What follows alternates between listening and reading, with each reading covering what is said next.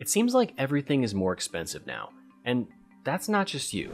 And no, it's not just inflation either, because buried in the cost of several everyday expenses is something called the tort tax. And in Georgia, that tax is nearly $1,400 per person per year.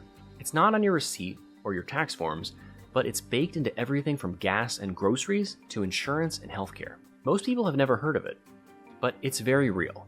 And it's driven by one thing: lawsuit abuse. But this year, Georgia is finally doing something major about it. And if you're a small business owner or just someone who buys groceries, this will matter. In short, the state just passed two bills, Senate Bill 68 and 69. These are about tort reform. And yes, I know, tort reform sounds like something you'd skip over in a textbook. In fact, most people don't even know what it means.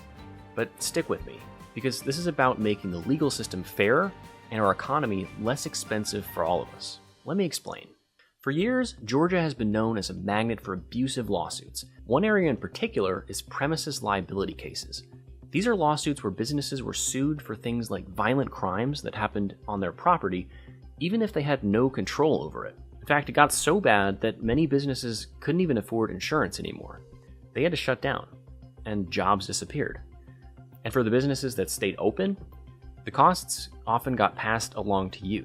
That's where Senate Bill 68 comes in. This bill tightens up Georgia's liability laws. In the future, if someone wants to sue a business for a crime on their property, they'll actually have to prove that the business was negligent, that they ignored warning signs or failed to take reasonable steps to keep people safe. That's fair, and it still protects real victims.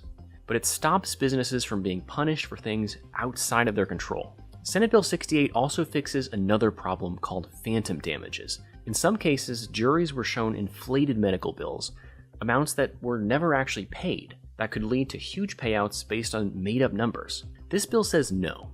Juries should see real costs, not some exaggerated price tag. It also gives judges the option to split trials into two parts, one to determine fault and another to decide how much is owed. That keeps things focused. It protects the truth from being drowned out by emotion or confusion. Now, some people say that this is all about helping big corporations, but that's missing the point, because this isn't about CEOs and insurance companies.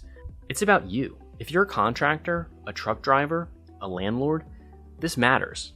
If you run a daycare, a restaurant, a convenience store, this matters. If you're just trying to live your life without paying more than you have to, this matters.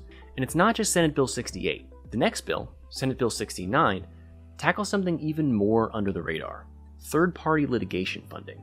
That's when outside investors, sometimes hedge funds, sometimes foreign actors, secretly fund lawsuits, hoping for a big payout. The problem? It can lead to more lawsuits, longer trials, and bigger verdicts, all of which help investors, not the victims.